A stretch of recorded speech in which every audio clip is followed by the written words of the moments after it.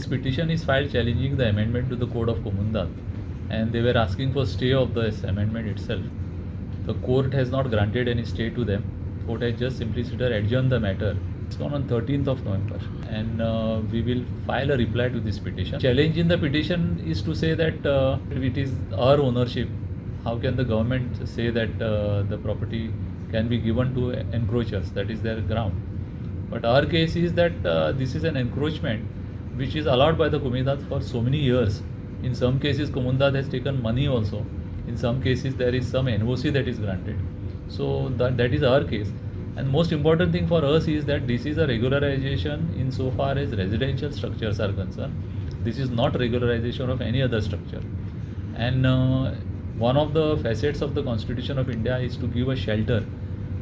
It is a fundamental right of a citizen to have a shelter over his head, and that is what is sought to be done by the amendment. And it is not a wholesale regularization. The regularization is restricted to a particular area. In fact, the regularization will benefit the Comundat also, because the encroachment beyond a particular limit, like 300 meter, will be removed by the government once the residential structure is regularized.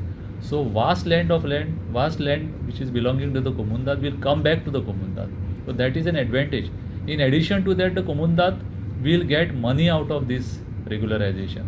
What is happening is that there is no chance that these encroachments which are there, or these houses which are there, which can be removed physically, and we have seen it over a period of time that it is impossible to remove it. The court litigation goes on for years together.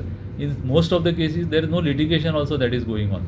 So Comundat, which are, or most of them are not getting any income out of it, it is not getting any compensation out of it, will be benefited, rewarded, and they will get a value for their land. Presently, they are not earning anything out of it, and in fact, this is beneficial both to the public as well as to the Comundat.